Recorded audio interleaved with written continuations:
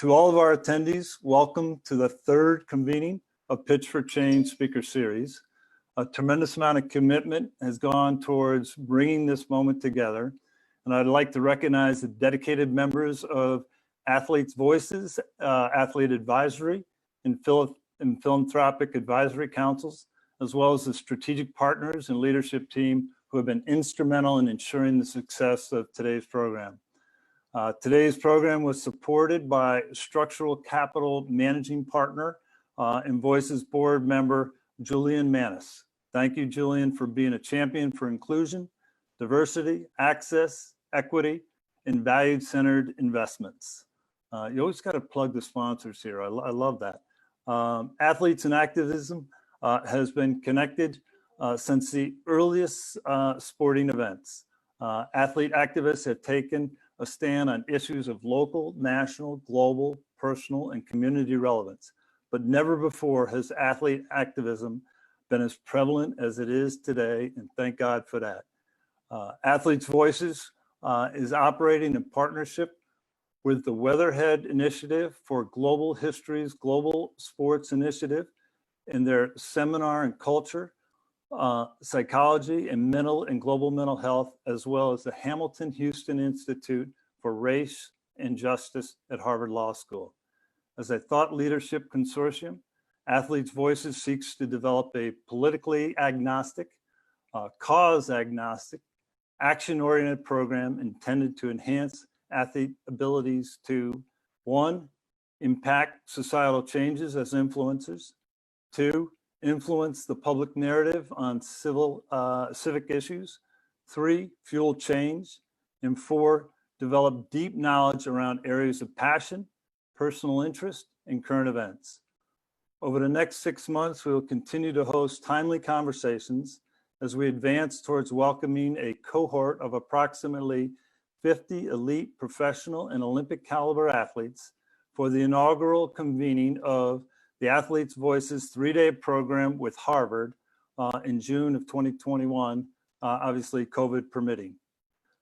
Today's Athlete Voices seeks to empower elite athletes with personalized playbooks to amplify their voices for change. We are honored to have joining us this important conversation focused on the role of sports and athletes in addressing mental health and well-being. The COVID-19 pandemic and lockdown has created a sense of fear and anxiety globally, with studies indicating that more than 40% of Americans report significantly increased mental health challenges. While we don't yet know the long-term effects of 2020 on our emotional well-being, we do know that sports has a calming mechanism to help us all in these difficult times. Exercise improves mental health by reducing anxiety, depression, and negative mood, and by improving self-esteem and cognitive function. Exercise has also been found to alleviate symptoms such as low self-esteem and social withdrawal. Our speakers today will be discussing the impact of sports on their emotional well-being, focusing not only on the benefits, but also the associated challenges that face those at the most elite levels of sport. We'll begin by hearing from our panel of elite athletes, followed by our industry thought leaders around mental health, and we'll conclude with a conversation and question and answer session with all the panelists. So with that preamble, let's get right into this. All right, our first speaker needs literally no introduction. Apolo Anton Ohno. Apolo has captured all of our hearts and is now capturing our minds. He became the most decorated U.S. Winter Olympian in history, earning 8 Olympic medals in short track speed skating across 3 Olympic Games.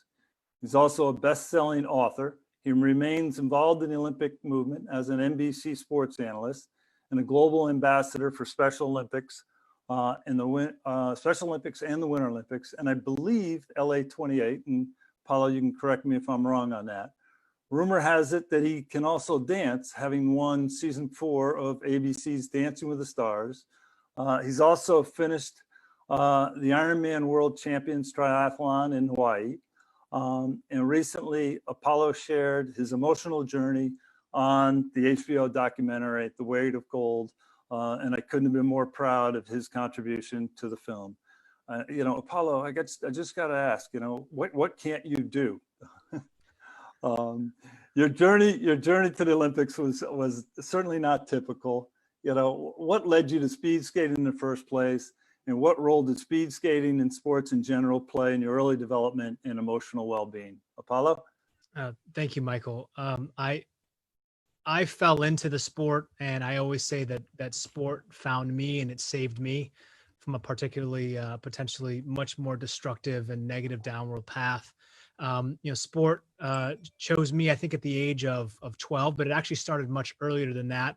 Growing up in the Pacific Northwest, I was surrounded with opportunities to play sports. And like many American families, I watched the Winter Olympics at home, and my father got me a pair of speed skates, and literally 6 months later, I was messing about on the local hockey rink. So I have a lot of gratitude towards the Olympic path and movement, and it's taught me a tremendous amount. Well, thank God you didn't gravitate towards hockey. Thanks, Apolo. Our second speaker, Major League Baseball legend, Billy Beane, played for the Detroit Tigers, the Los Angeles Dodgers, and the San Diego Padres from 1987 to 1995. 9 years in the bigs, as they say. As the first openly gay MLB player, Billy faced intense scrutiny and homophobia, eventually retiring prematurely as a result of the discriminatory treatment. A best-selling author and sought-after speaker, Billy has become one of the leading role models for athletes of diversity and those working through mental health challenges. He was appointed as Major League Baseball's first ambassador for inclusion in 2014 and currently serves as a vice president and special assistant to the MLB commissioner. Now, Billy, baseball was always part of your life. As a child, what did you love best about the sport, and how did that carry through into college in your Major League Baseball playing career? Well, first of all, it's a privilege to be here with Odessa and Apolo. And it's nice to see you, Michael. Baseball, it's interesting. I grew up uniquely, and like many people, my mom was a single mother. And my first memory of sports, she was young and she had no involvement in sports, but my first memory was seeing one of my neighbors wearing a Little League baseball uniform. And I just thought that was the greatest thing I'd ever seen. I didn't even know what it was for. And by that interest, it sparked, I followed him to watch him play. So I didn't know if I would be able to play or how it would go, but I begged my mom to let me sign up. And I found a community. I think a lot of athletes, because of the nature of life and the obstacles that many of us face in whatever a variable, I felt sports was providing me a validation that I had never experienced before. And I was able to catch the ball and run faster, and I loved it. I loved every second of it. I did not get a chance to grow up with my biological father. And I think the coaches seemed like very impactful, amazing father figures to me. And I was drawn to it. And I think from that day, at the age of 7 or 8, I had a game until I walked away from baseball. I was in the big leagues very young, never had any idea that it would, much like Apolo said, that it would ever manifest itself to a big league career. And one thing I want to make sure that's very important is there have been 2 MLB players in the 151-year history of our sport that publicly disclosed that they were gay. The first was a player named Glenn Burke, who played in the 70s and the 80s for the LA Dodgers and the Oakland A's, and died tragically young in the early 90s. And the other is myself. And I did not come out while I was playing. I was not equipped with that type of strength or confidence. It was a different era. It was in the early 90s. but my life experience outside of baseball prepped me for my return to baseball. And I look forward to the opportunity to sharing how that job, the first ever ambassador for inclusion, which was a job that was created to advance equality within sports in a much different time, and how far we've all come. So it's a pleasure to be here and join this great panel. Wonderful, Billy, and thanks for bringing up the Glenn Burke piece of it. So wonderful news. Our final speaker on the athlete panel is Odessa Jenkins. Odessa is the founder and CEO of the Women's National Football Conference and Director of Business Development for Parity. She's globally recognized as a leader in women's tackle football and was listed as one of the top 100 most powerful, influential women in sports, Illustrated's unrelenting issue. She has 15 plus years of coaching and playing experience and is a Hall of Fame running back, a two-time national champion, and a USA football team captain, and a two-time gold medalist. Odessa, you are a game changer, a barrier breaker, and a pioneer in a sport that has been nearly inaccessible at the professional level for women, tackle football. How did you start playing, and what keeps you in the game and pushing for more engagement and opportunities for women in tackle football? Well, thanks for having me, Michael, Billy, and Apollo. It really is an honor to be here. I never thought I'd be in the middle of a skater and a guy, but it's all good. We're gonna see how that works. But I found football, just like I think everyone here that is an athlete or that falls in love with sports. Sports saved my life, and football in particular. It's the first sport that I started playing as a young girl in South Central Los Angeles. I was a tiny little thing, and football was the thing that was safe. It was the one place where, sport where you didn't get asked questions, where the only thing that mattered was you being a part of the game and a part of the team. And for me, I started to play the game. Unfortunately, I wasn't able to play the game I loved in high school and in college. Tackle football wasn't a part of the Title IX, of all the things that I want to say our foremothers who were a part, and forefathers who were part of the Title IX process thought about.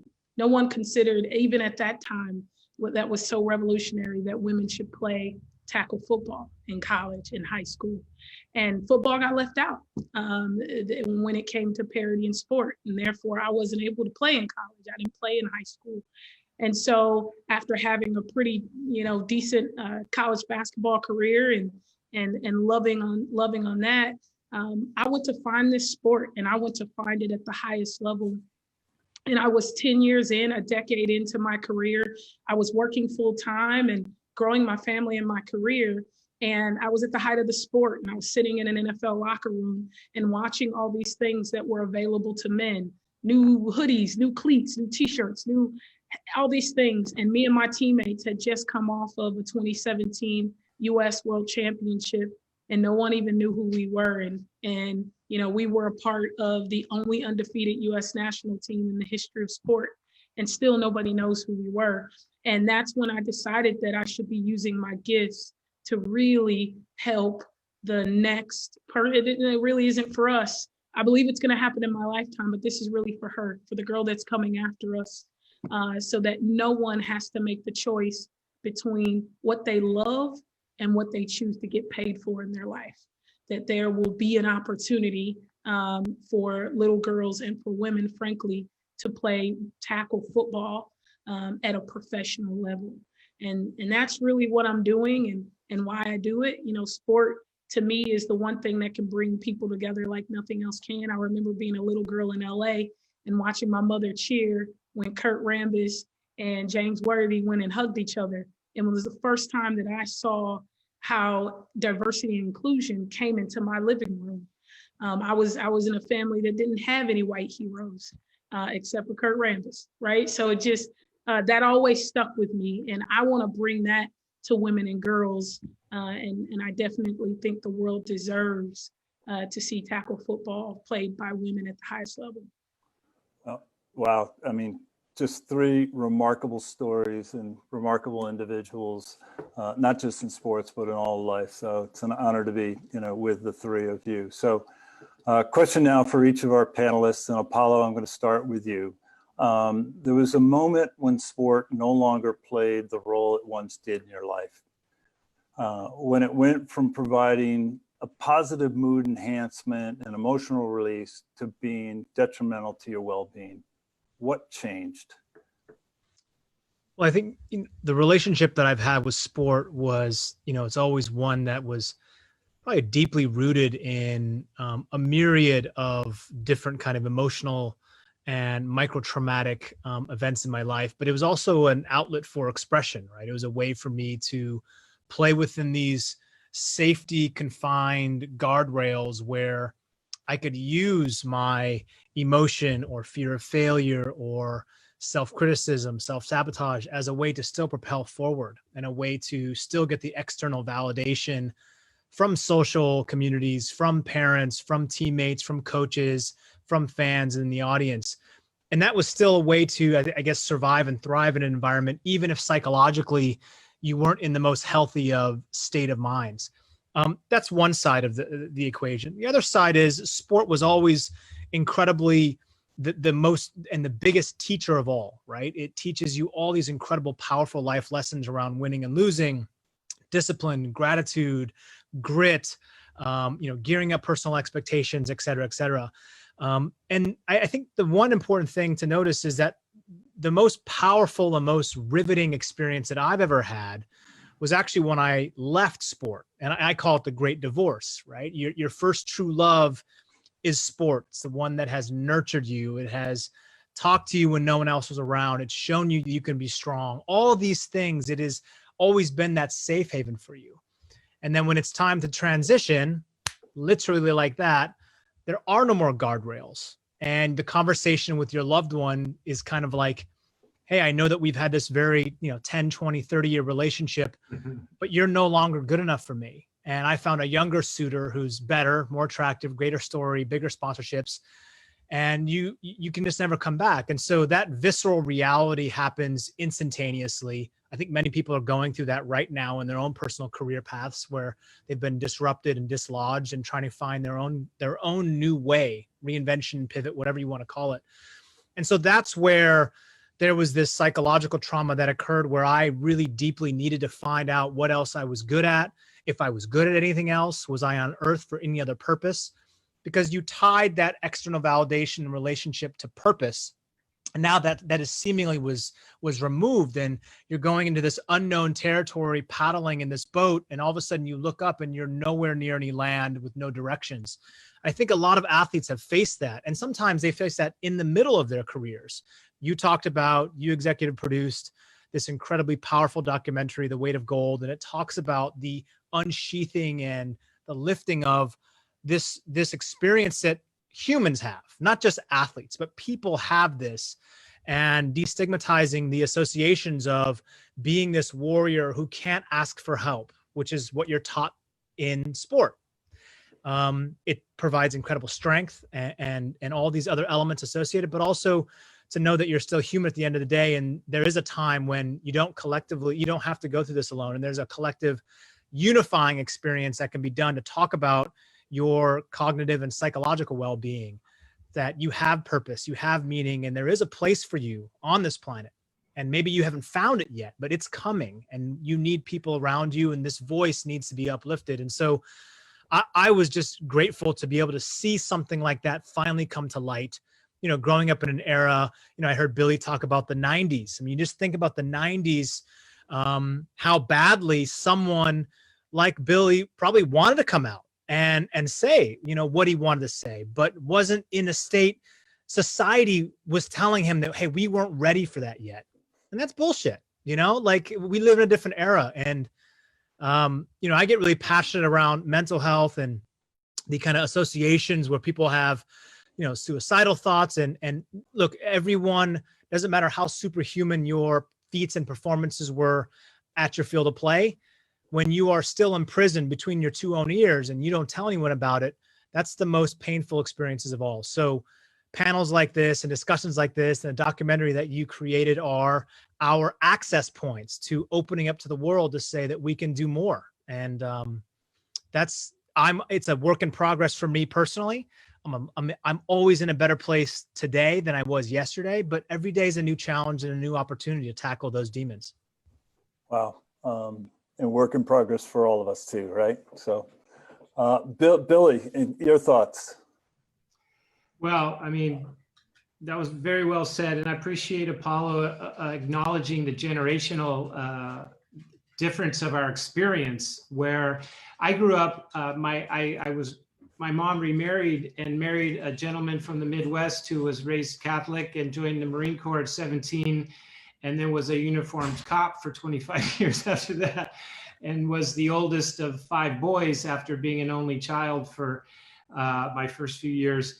And so those voices in my head, I often say, I am where I come from. And so when there was no dialogue about like mental health or wellness or acknowledgement of even, a community, the only community I thought I would ever be a part of was the baseball community. And every image, everything I heard, the sexism that permeated in every conversation and in every clubhouse, that's where I came from. And that seemed normal to me. And so I never knew about Glenn Burke when I was a player. I wasn't living a happy, gay old life. I was suppressing something that scared the crap out of me. And it's why I've been so passionate about mental health and wellness, because it would have changed the course of my life. I left baseball before I had the courage to tell my parents that I was gay, and I had already buried my partner that I had hid for 3 years in the major leagues. He died of HIV-related causes, and I thought presumed because of bad medical advice that I would become HIV positive and probably die. And that's why I walked away from baseball, because like I said, I did not even understand that there could be an alternative, because it's the only thing I knew. And it's interesting when we talk about the opportunity to learn from our experience or what sport provides us. Apolo made another incredible, as a former player, to hear someone say it in terms, baseball was the love of my life. And the part of my sexual orientation was probably the part I hated the most about my life, because I knew nothing about it. I had no relationships intact in my community of people that I could let inspire me or teach me or help me find my best self, or just say that it was going to be okay someday. And I did not want to change the dynamic of my relationship with my sport. So I took myself out of it. And my roommates, my teammates, coming full circle back to baseball, it was so interesting that I was very, very self-conscious about meeting those people or re-establishing those relationships, because I only wanted them to know me the one way they did, and that was as a center fielder for the LA Dodgers. And the disservice I did to myself and to those relationships, and the lack of respect and the learning curve. And these are the touch points that inspire me to try to help athletes utilize every single bit of information and resource that we are learning to get the very most out of their career, to play as long as they can. And, as Apolo said, sports can be very cruel. It doesn't end well for most athletes, because we don't want to stop playing. And I chose to take myself out and live with the fact of what I might have accomplished.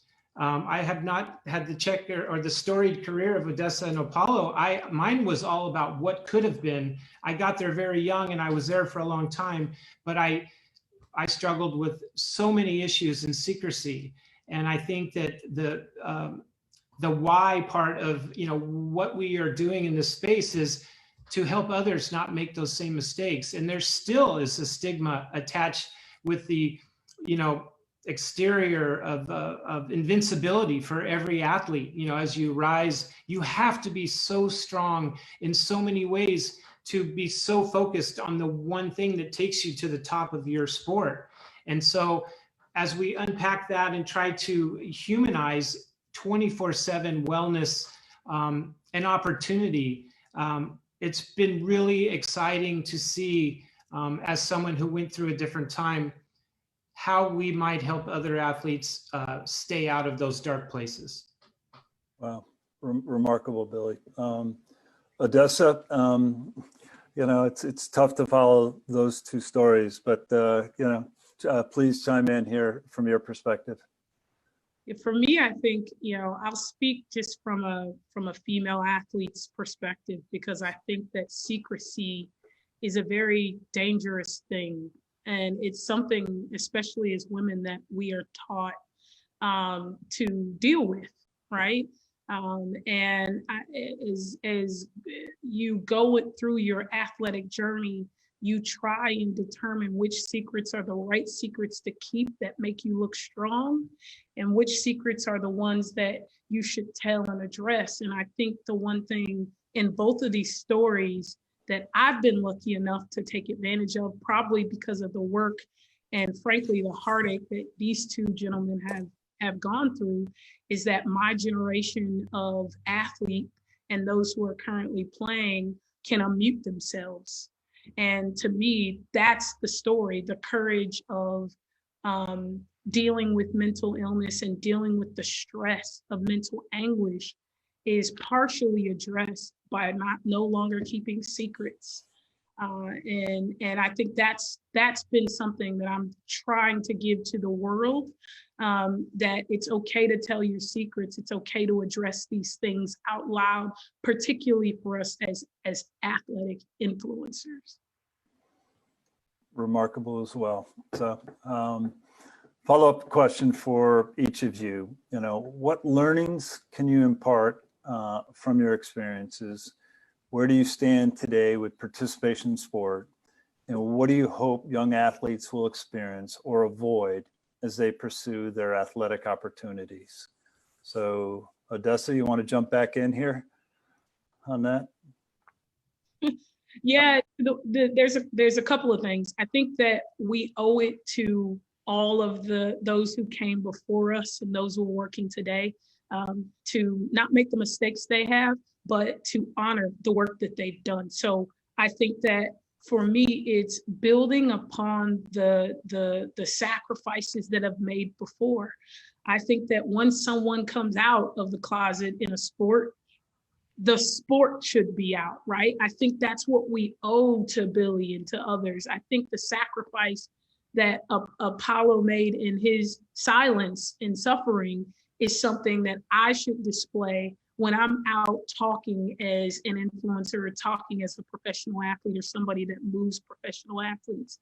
And so for me, being a woman in a predominantly male sport, frankly, in a sport where people don't even think we can physically do it anymore, which is kind of laughable, right? Like, we are still excited about a woman kicking a field goal. Like, yeah, that's great, but women kick field goals every day. It really isn't breaking news. But so I think the way that the thing I want to make sure that I leave with everyone is that we have to unmute ourselves and understand that we're standing on the shoulders of these giants who have done things before us. And I think that goes into everything we do, even with mental health. You know, for our families and our parents that might have kept those secrets, it's on us as the next generation to unmute ourselves and untell those secrets so that our children and the athletes that come after us can unmute themselves. So to me, that's the legacy that I think that we all can leave in this really tough game of being our authentic selves. All right, Billy and Apolo, you got the tough task of following Odessa now. So Billy? Well, I think it's interesting from the perspective of my playing career to my career as a part of as a stakeholder in Major League Baseball. and a member of humanity and watching, I feel like we are in the most opportune time. First of all, the encouragement for each and every individual in one way or another to participate in sports is one of the healthiest suggestions I think anyone can provide a child, because it teaches you to solve problems. It teaches you to manage stress. It teaches you to trust yourself and live through a difficult moment. And that may not always be easy for parents to allow their child through, but I know that every world-class athlete that I've ever met, like these two on this panel right now, feel their foundation from their life experience in competition. And for me, it's always helped me when I was in a situation where I wasn't sure of if my experience was going to carry me through, but I would just tell myself, I made it to the major leagues when I was 21 years old. I could probably handle this, you know, and I was afraid. Every athlete's afraid. That's how you get better, you know, but for me, the exponential ascension of information that we all are absorbing is allowing for any conversation in the sports landscape now. And I think the summer that we just experienced with the visual example of George Floyd being murdered, and the moment that a larger number of people finally came together and decided that this cannot continue.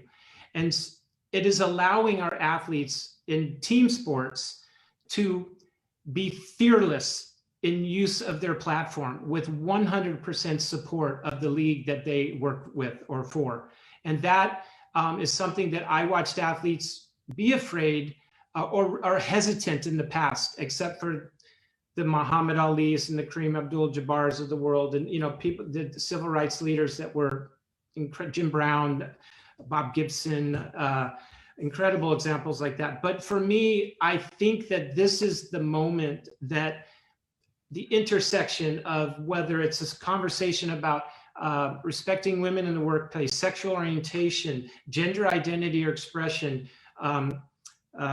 social justice, systemic racism, that, or mental wellness, the intersection of it is it's on the table now. And I think that it is essential that the leadership, people in my position in baseball, continually bring it out so the players are familiar with it and feel like this is just part of preparation, like spring training was in the 1950s and 60s, you know, where it is wellness is a conversation that is okay in any capacity, whether it's about your community, whether it's about your body, whether it's a question about how much sleep I need, or if you are concerned and worried about your child getting sick in COVID pandemic. These are real questions. And in my day, man, you know, spit on it and get out there. You know, I mean, there was no education connected to sports. There was no sense of responsibility.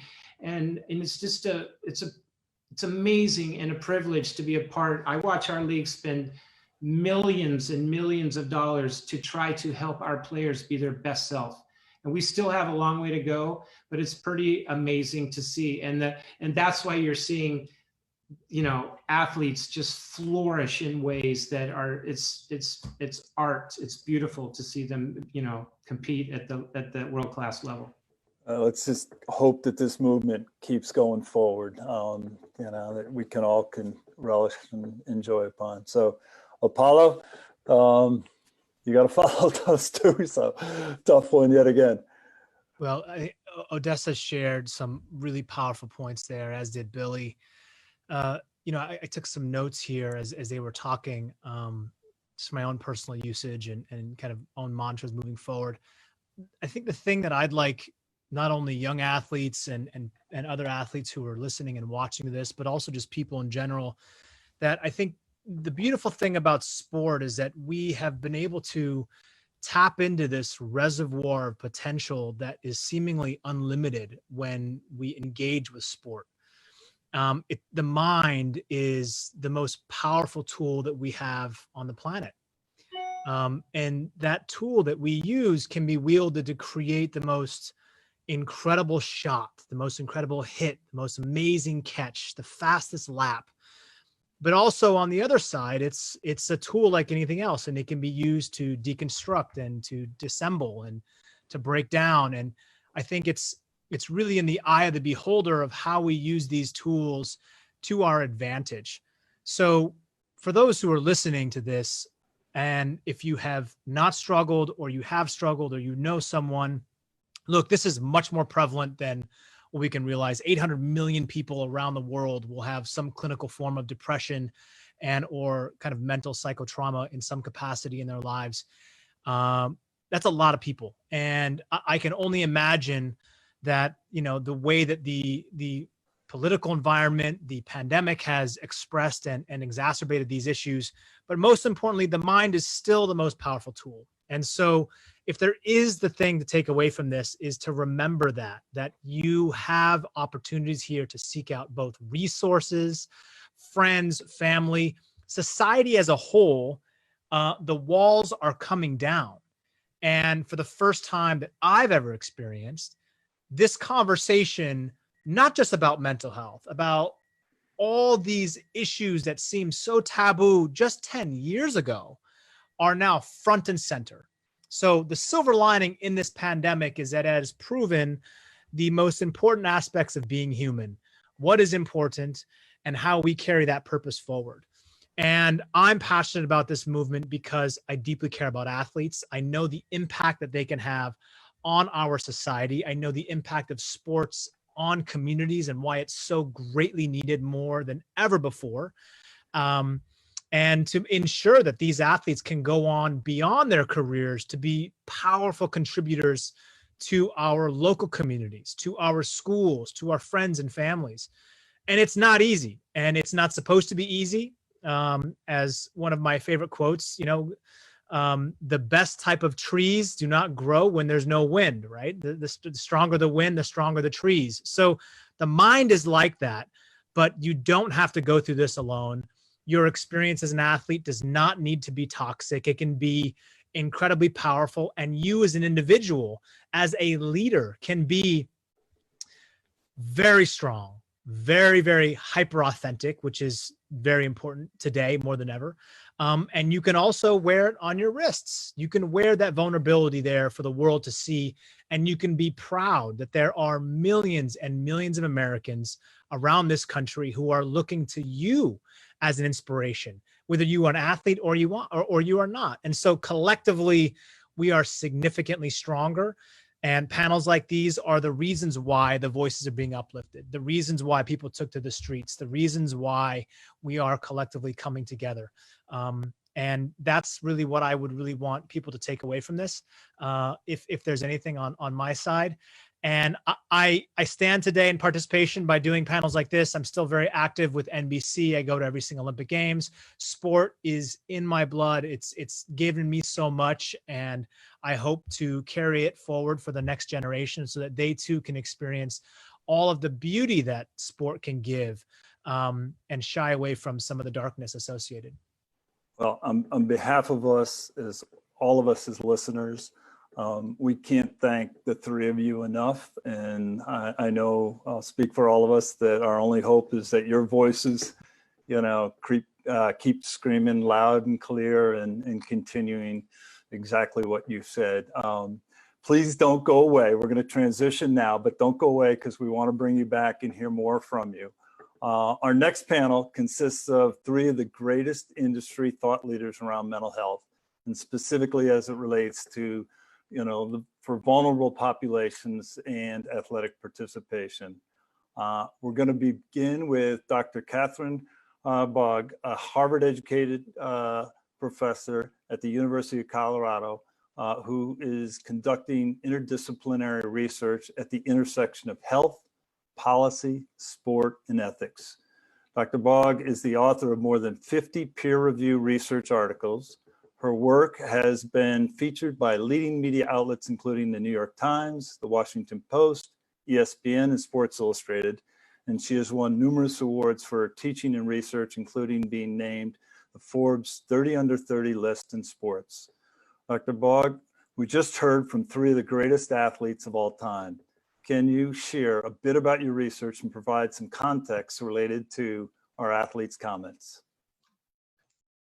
First of all, thank you so much for having me. What an inspiration those three were. I think we can all agree on that. Just honored to be here with those three and with the rest of you, Kevin, Lindsay, Michael. I think, if I were to summarize what I heard from Billy, Odessa, and Apolo, one big takeaway is that sports are really a microcosm of society. The problems that we face and the progress that we see both in our society more broadly are also reflected in our sports. And I think that that's a really key frame to keep in mind, because all of the things that make elite athletes unique do not necessarily prevent them from the troubles that we all face. And in some cases, the environment that these elite athletes are in can produce additional challenges. One of the things that I think about a lot in my research is the ways in which the athletics environment can be helpful or in some cases harmful to athletes' physical and mental health. And I think that the athletic sporting bodies, I was really interested to hear Billy talk about all of the work that MLB is doing to help promote athlete health and well-being, have a really critical role in ensuring that the environment athletes have around them, this is medical staff, this is ensuring safe relationships, this is physical safety in things as basic as just the equipment, right? Can really promote all of the pro-social, community-based, health-promoting sides of sport that we all know and love, right? The athletics environment provides structure, it provides community, it provides all of the lessons that we are proud to have learned from it. I was a college athlete myself. I don't even want to talk about my athletics in comparison to those three, right? But those aspects can also be flipped on their heads. And Apolo, I think, brought this up a little bit himself, right? Where you have these very close social bonds between teammates or coaches or medical staff. And we've seen unfortunate cases of those being exploited with, medical staff, Larry Nassar case with, abusive coaches overworking their athletes, et cetera. And so I think it really is on the sporting bodies to ensure this safe and wellness promoting environment. The IOC came out recently, just 2019, with a statement around elite athlete mental health. And they said that the management of elite athlete mental health should be not just treating the individual affected, but also thinking about optimizing the environment. And I think that that's a really critical piece to keep in mind as we move this dialogue forward, which is when we have mental health challenges in athletes, it's not only an individual issue. It's something where we need to look around and see what possible contributing factors the athletic environment may have, either from a positive, many cases, or a negative point of view. And so I think, in summary, all of the great things that sports promote, we should, continue to celebrate. But those things that both society more broadly and sports specifically continue to struggle with, right? Disclosure of mental health challenges. Odessa, I love her idea of just championing that idea of, not living in the silence of your struggles. I think, trying to continue to move the ball forward, progress both within sport and beyond is really critical, and kind of in line with what our first three panelists were discussing. Wow, lots of great stuff to digest there as well. Our next panelist is Kevin Dedner. Kevin is co-founder and CEO of Hurdle, formerly known as Henry Health. Hurdle is a digital community that provides self-care support and culturally sensitive teletherapy. With over 15 years of experience in public health, Kevin has worked on a variety of issues, including childhood obesity, HIV/AIDS, and tobacco control. He founded Hurdle to transform the mental health experience for diverse populations. Kevin, can you share additional background on Hurdle and why it was created and what need you thought to fill within the mental health community? Yeah. First of all, let me just thank you, Michael, for pushing us along tonight. And I also want to thank Jillian for sponsoring tonight's event. And I really can't go any further without thanking Apolo, Billy, and Odessa for sharing their stories. And of course, I came this evening thinking that I would share a bit of my story. But one of the things that struck me as they were talking is the unfair burden that we placed on athletes in society. And I don't know that I've ever even heard it framed this way, but we in society have really looked to athletes and celebrities to help break the social stigma associated with mental health. And in many ways, I think, where we are now in the country at this inflection point is because of the courage of so many athletes who have come out and talked about their own mental health challenges. And I just think that we need to pause and just say thank you to sort of like athletes all across the country who have so boldly come out and shared their stories. And in sharing their stories, they have created a pathway for people like me to share my story, but even more so, perhaps even inspired and gave me the courage when I was experiencing depression to seek out mental health support because the depression has sort of been normalized in our cultural narrative because of athletes coming out so courageously. But unfortunately, when I sought services like many, I had a challenge finding a therapist who could connect with me, who had, what we might call a provider fit or provider alliance. And my experience is not unique. In fact, 50% of African Americans terminate therapy prematurely because of provider fit, and 30% of the general population does that as well. And one of the things that we say at Hurdle is that, and certainly Michael, at this point in our country, at this time, in the aftermath of the pandemic and the social unrest that we've seen this summer and spring, we have to be super honest about this. And that is that the mental health care system as we have it today was not designed for everyone. And I know that that's a hard truth for us to face, but we have to be very honest about it, that it was designed for middle-class white people who have experienced one trauma. And it does not take into context culture. And at times like these, when people are not able to show up in therapy and speak their truth, be believed and be heard, it can have major consequences. And so I had that experiencing depression and struggling to find a therapist who really understood me, and seeing 3 therapists before I finally did connect with a therapist who did understand me. And on my path to recovery, I was asked a really simple question, is that, have you ever considered doing anything in digital health?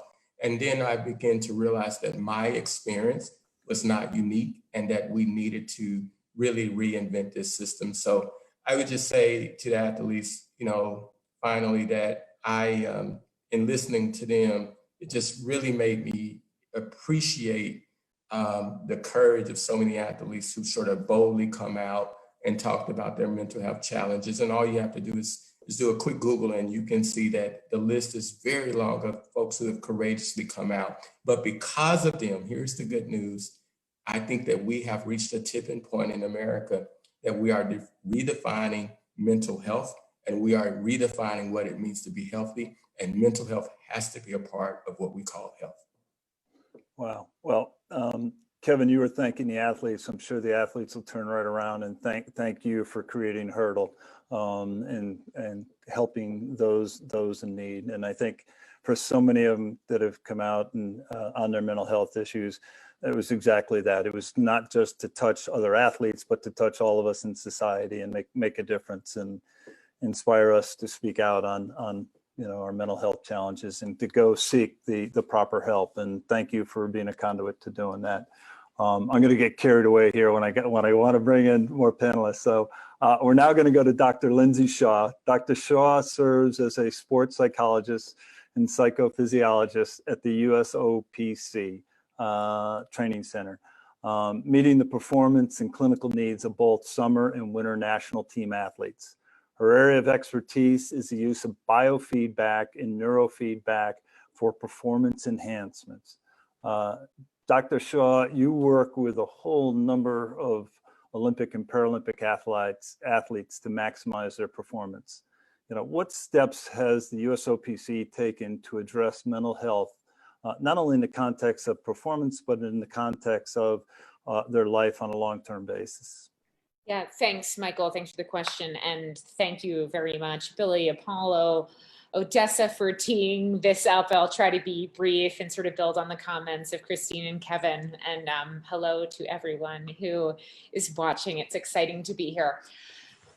So what is the USOPC doing? Well, just sort of this year, we have more mental health initiatives than we've had. I've been with the Olympic Committee and Paralympic Committee for about 8 years now. And so we're doing now, we're paying more attention to mental health and in a public facing way than we ever have. I mean, one of the reasons that I was hired on was that I was a licensed psychologist, and the committee realized that if someone like me was going to be on the road, perhaps in a foreign country, or, getting back to a hotel at a late hour after a competition, that I would need the skills to provide the performance type of support that athletes might need, but also I would need the skills to support them as a whole person. And that the stance of the Olympic Committee is that, and the Paralympic Committee is that, that's a licensed mental health provider. So the philosophy has always been there, but in response to some of the work that you've been doing and bringing into the conversation, like, what is the athlete experience? I mean, Billy, you talked about Apolo, Odessa. And Christine, you alluded to this. At its best, sport is one domain, and it could be, it could be music, it could be academics, it could be something where we can experience the pursuit of excellence. And you have the experience, hopefully as a young person and hopefully throughout your life, where you think, okay, I have a goal and I'm going to work towards it and I'm going to get some feedback. It's not always positive. It could be positive, it could be negative. And then I'm going to take that into account and I'm going to, further my pursuit. So, I mean, we're talking about sports, and that is so sort of like the positive loop. The setup is there in athletics. To Christine's point, it doesn't always happen. Clearly, there are abusive contexts. There are negative things that can happen as a consequence of the sporting environment. When we watch sports, I mean, I remember watching some of you on TV thinking like, they're doing it. They're doing, you have the uplifting experience as the viewer. And I mean, it's marvelous. It's like, what, we're tapping into something that human beings are capable of. And it hopefully to the athlete feels great, although it doesn't always, but for the viewers, it lifts our spirits and shows us what human beings are capable of. As a psychologist, I mean, I spend my days talking to athletes, helping, them manage things that are coming up right now with COVID and the postponement of the game and the Olympic Games and Paralympic Games and the suspension of a lot of athletic competition, helping them, like, being a sounding board to understand, like, yeah, you're not feeling motivated. Of course you're not feeling motivated.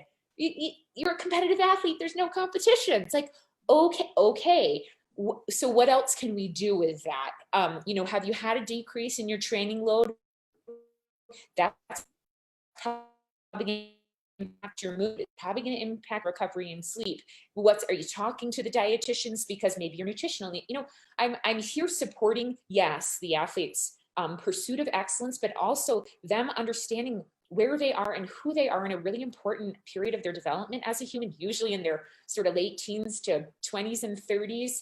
And then having an eye to, so what is the role of sport in who you are going to be at the completion of your life? Like, let's understand it. So I think the USOPC is, we're more formally saying, this is what we're after. We've changed our mission. We're supporting the performance and the well-being of athletes. We've hired on a mental health officer. We're bringing in more licensed mental health providers to help triage things. There's more publicly facing information on teamusa.org.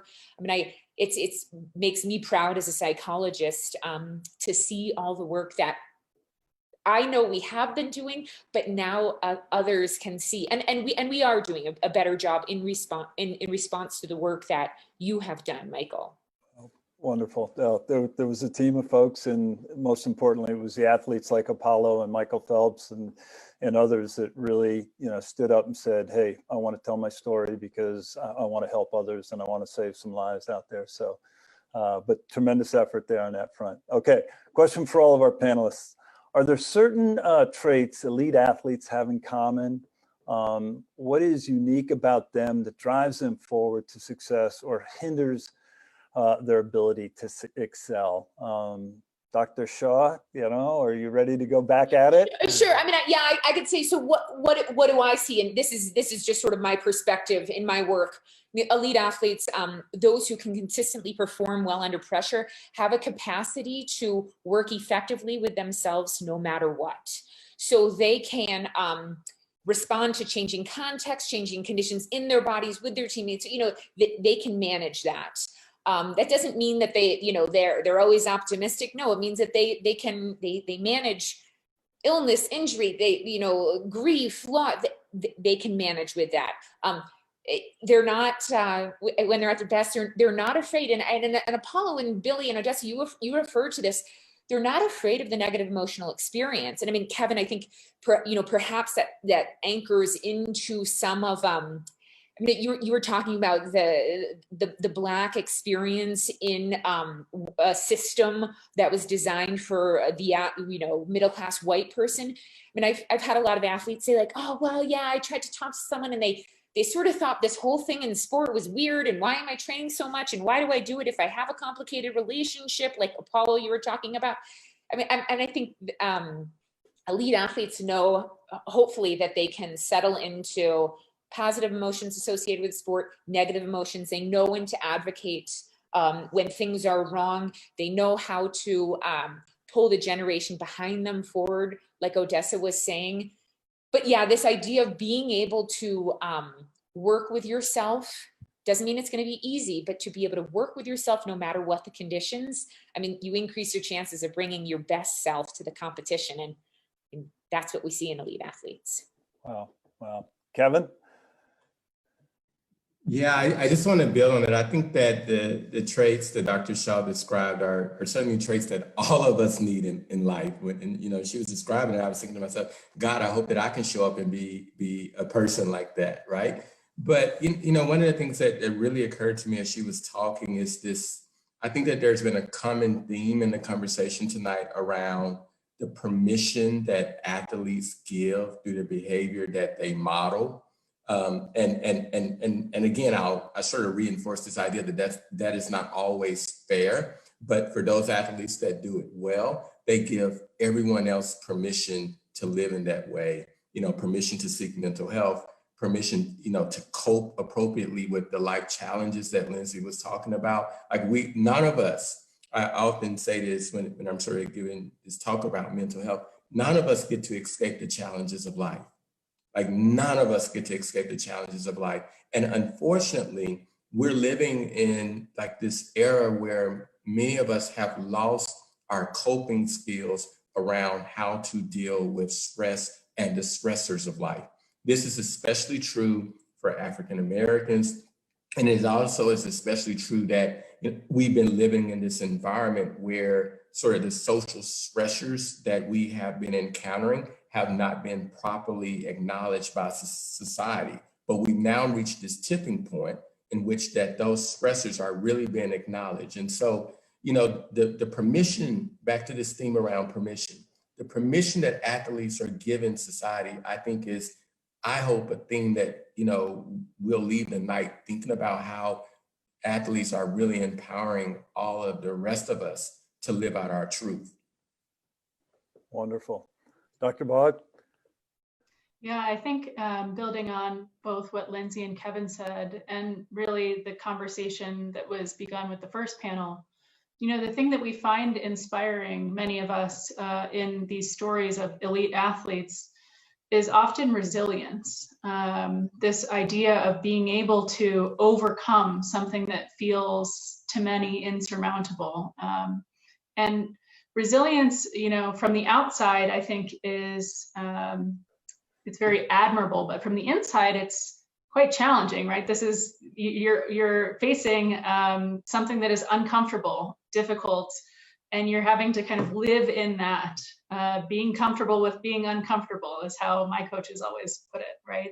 And sort of pushing forward despite that discomfort.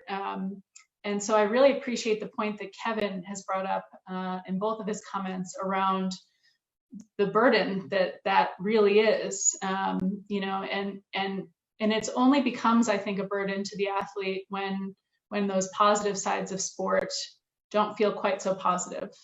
When your goal is still truly your goal, and you're aiming for something that is your lifelong passion, like that is not a burden, I don't think. But when maybe that fire isn't quite there anymore and the challenges still are, the burden feels pretty real. And so I think that resilience is this kind of double-edged sword that can really be inspirational, but also, if it goes a little bit too far, perhaps it might be more of a challenge for folks than it is something that will get them to their ultimate goal. Wow, wonderful. Thank you, Dr. Bogg. When I think about athletes, and it's probably true of all of us, how much we work on our bodies and, are concerned about exercise and physical fitness. But, if you were to equate that to how much we work on our minds and our whole being, it's just, and so much of a focus needs to be on that end of it as much as our body end of it. So anyway, what a tremendous and insightful conversation this has been. I'd like to invite Apolo, Billy, and Odessa, our athletes, to rejoin us to answer some questions that are coming from our listeners, and so that we can continue this wonderful dialogue about mental health and emotional well-being in sports. You guys all back in now, hopefully? Okay, first question. Odessa, I'm going to turn to you on this first one. Mental health is one of sports' biggest kept secrets. You talked about secrets right up front. What would you like to see happen, change, or to bring about more progress in removing the stigma associated with mental health in sports? And we'll start with you, but I'd love to just open up the floor to anyone that wants to talk about this question. So thanks for the question. I think two things. Whenever you want to impact change, long-lasting change, you need to change the system. So you need to have an environment that promotes that change, and you need to have people that promote that change, particularly leaders. So the things that I think that we could do, I'm very simplistic in my thinking, is I think the same thing we do in our businesses, in our sports, in our teams, we do in our families. Right? It all starts with the way you are culturally and the way you treat the people you care about. You do that in work, you do that with your team. So I think it's rather simple. If our system is not designed, meaning our teams do not have policies in place that specifically state that we should speak openly, that we can think out loud, that there isn't something that's conducive to ensuring that I am not, that it benefits me to not keep secrets, then I won't do it. So I think in our policies, I think in having safe spaces for our athletes, I think in the way we train our coaches, our leaders, our GMs, all of those things, it should be in the paper. It should be in the black and white about what we do to allow people to unmute and speak openly, and the consequences or lack of consequences of such behavior. So that's step one. And then two is the people. I think bringing on leaders, I like to call it thinking out loud. Bringing on leaders that are comfortable and courageous enough to have everybody think out loud is something that's super important. I think if it's even more critical as a coach when you're asking somebody to put their body and their safety on the line. So those are the kind of things that I think can be done to immediately help us promote not being secretive in sport, but frankly, not being secretive in a bad way in any portion of our life. And last, it's going to take courage from those that have the secret. We talked about sports influencing courage and teaching you adversity. I think it's super important that if you have those three things, a system that promotes it, leaderships that invoke it, and athletes that are courageous enough to do it, then we'll make change. Wow. Floor is open. Any other panelists want to tackle that one? I would follow up with Odessa. She used the word leadership, and it's just essential that leadership in any environment shares the dialogue about, it's all how it's framed. Like when I've always tried to use the inspiration of how disappointing my own personal exit was from my sport to inspire, fitness, dedication, embracing the amazing responsibility that or opportunity that comes with playing in sports. But I try to frame it as, instead of talking to an athlete and saying, you know what, you might be struggling a bit, you should consider 1, 2, 3 resources. I try to frame it like, playing in the major leagues is very stressful, and stress creates these types of outcomes, anxiety, depression. This is the reality of being a human being. And then all of a sudden you sort of take that direct stigma. Athletes, especially in team sports, it's interesting. I keep thinking about an Olympic athlete like Apolo, where individuality is so embraced, because if you're the fastest skater in the world, like he was, all those uniqueness things are just like a dream for corporate America, and the moment that they are at the top of their game. But in team sports, historically, it has always been best to, are they a good teammate? Are they good with the chemistry of the team? I think that's why a lot of athletes like myself have chose not to come out and share their sexual orientation, because they just weren't sure. It wasn't so much about their personal insecurity about that fact. It was their uncertainty about how other people might react to that information. And so for me, it's all how it's framed. And I think that was what I talked about earlier, about the opportunity to talk about our life experience and share that, and don't frame mental health as like, you need help, or it's about, look at this amazing opportunity. Just conversations even about like rest are amazing, and the players eat it up, because it's true. We didn't know those things, and understanding optimal, the way to use your body, I think it can be framed in a positive narrative. I really, really do. Wonderful. Anyone else, or I'm going to move on to the next question? I'm going to go really quick. Yeah, Billy. All right, Lindsay. I couldn't agree more. But I think, like when I think about the athletes that I work with and what they're trying to accomplish, like you have your individual coach, you have your national team coach, you have your dietitian, the psychologist, the physiologist, strength and conditioning. I mean, like, of course, you're going to need some support. Like, let's get in there and support you. So, I mean, I know that I have a biased perspective, but who said this? Did you say this, Kevin? No one's getting out alive. Like, we're all trying to, live our lives. And I mean, that maybe that's part of the one of the takeaways of COVID is that I've never heard more conversation around anxiety, depression, substance abuse, eating disorders, domestic violence. I've never heard so much. And the conversation will morph into, like post-trauma stress, and how do we recalibrate?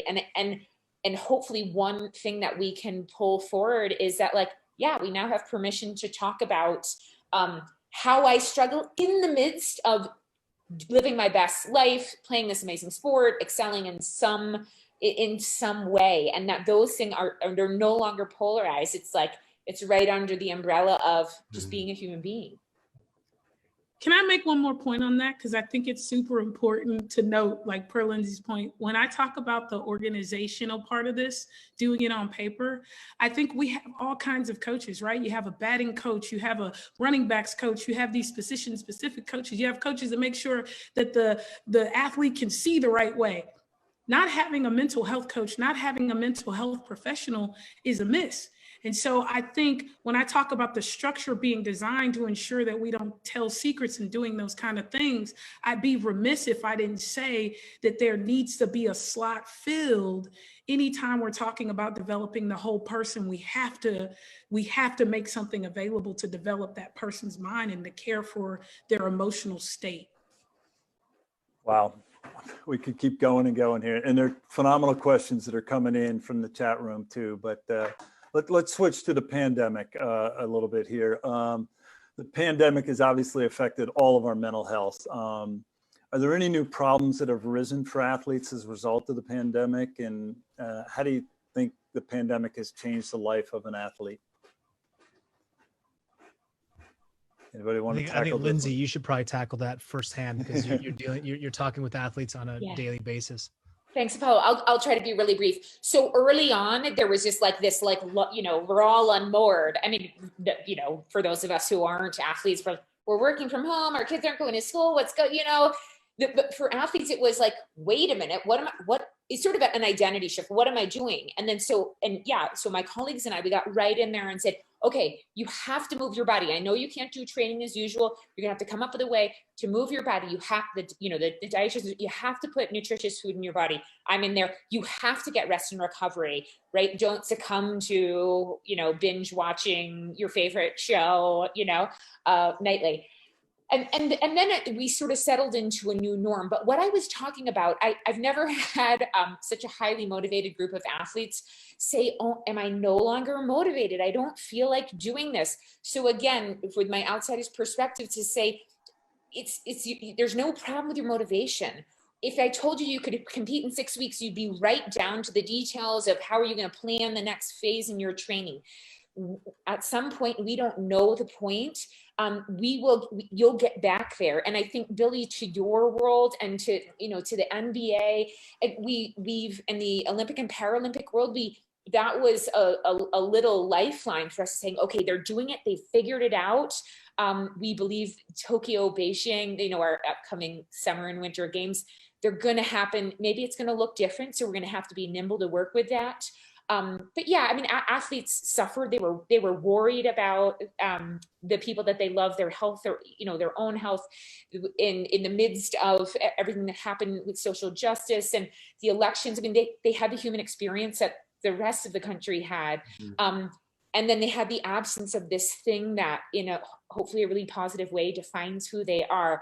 But it's sort of my job to help them understand, like, we're going to get back there. We don't know when, but it's coming. So you have to put your head down and stay focused on making progress towards the things that are in your control, and we'll get back to it. I mean, I don't know what it was like for you, Apolo, in your pursuits right now, or if you're still in touch with the speed skating community, but that's what it was like for me. It's interesting, as I talk to the next generation of athlete, especially those who are in the age group of kind of 15 to call it 21, many of them are in a feeling of just complete stagnation. And just like you said, they feel they don't know, the entire year for speed skating, they keep setting a date for a particular World Cup competition, then it gets canceled and then it gets pushed back and pushed back. And early on in the pandemic, when no one really knew what was going to happen with the Tokyo Games, which, by the way, were supposed to happen July and August of 2020, when an athlete prepares a 20-year career around a moment that potentially would be 10 seconds long, 1 minute long, and then over the course of a 2-week period, the world freezes and says, oh, by the way, we're not going to have the Olympic Games this year.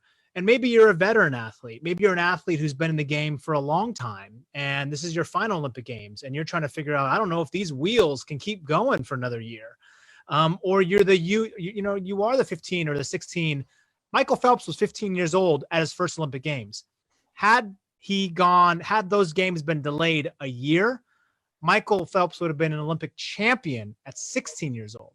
So just think about that correlation to how the results that we see next year in Tokyo, if the games happen, which I do believe they will, they may actually be drastically different than what they would have been if they were this year.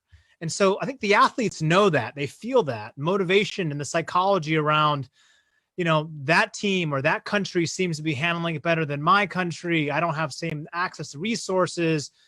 You've got athletes skating with masks on. They operate and do relays. Do I touch the other athlete? It's been a very awkward environment. So the pandemic has affected everyone.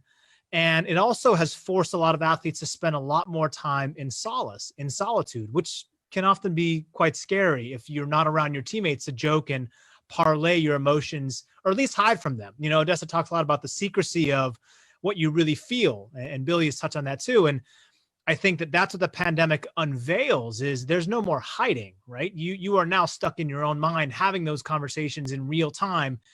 And that's the beauty. That's why I was so happy to hear. We've all been following, Michael, since the documentary about the USOPC and their hard pivot to figure out like, hey, look, this is a real issue with our athletes. And while it's never really been an issue that we know of, I mean, they know these things have happened, but it's front and center, and placing resources, having access, making sure mental health is just important in terms as your physical health, because they're so intertwined, making sure the athletes are getting enough rest, making sure the conversations are progressive, and making sure people are seeking this mental stigma to say, look, we're not seeking perfection here. We're seeking progress. And this is a step-by-step, day-to-day thing. You as an athlete are powerful beyond measure. You can overcome these demons that are internally within you. And then that's the beauty of sport, is that is a mirror to the world. That's a mirror to the American public who says, I look to her or him or whoever, and they inspire me because I felt what they felt. I felt what he or she is going through, or I feel like them. I'm not an Olympic athlete, but we have the same mind, right? Between our ears is really where that's contained. So I think we're headed in the right trajectory. Lindsay, the work that you do is fantastic. And the reality is athletics needs resources, right? And the more resources that we can pour into this, the more that we can really create more velocity, momentum around kind of pushing through the new path. So I'm going to call an audible here. We're going to go to speed round because Joanne's going to cut me off here in a second. And there are a couple quick critical questions I think we need to get out. Just speaking of resources, Apolo, and you set it up perfectly, what are your favorite resources for people who are trying to seek mental health support for the first time? Now, Kevin, you got a lot to say about that, and thank God you're doing what you're doing. So any resources that come to mind for somebody that's trying to seek mental health support for the first time, and what would you tell them? I'll jump in there. I think from just a relationship standpoint, I found success in leading with a personal experience that allows a person to sort of color in between the lines of what they might be going through, and really just talking about how grateful that baseball has been able to bring these resources to the players. We have a great team, Dr. Larry Westreich and John Coyles. We worked really hard, and one of the positive things that came out of COVID was that we really had belief in these resources before it hit.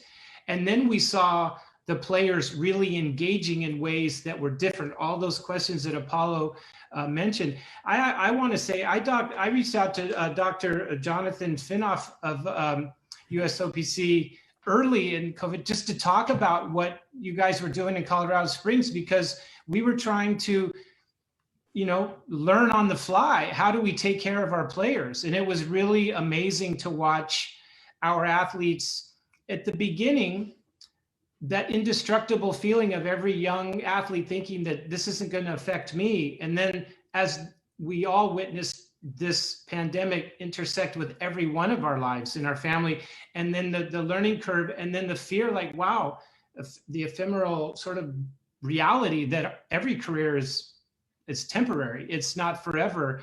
And then to watch the young athletes sort of grow into a type of responsibility where they were saying that you have to do this because I have to do this. And together we will be able to pull ourselves through this, which was, we never knew the outcome, but baseball was fortunate in that way. But it was a collaboration with what everyone else was doing in that space. Right. Anyone else?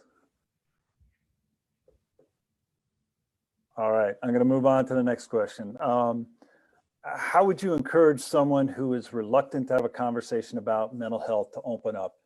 Anything that comes to mind?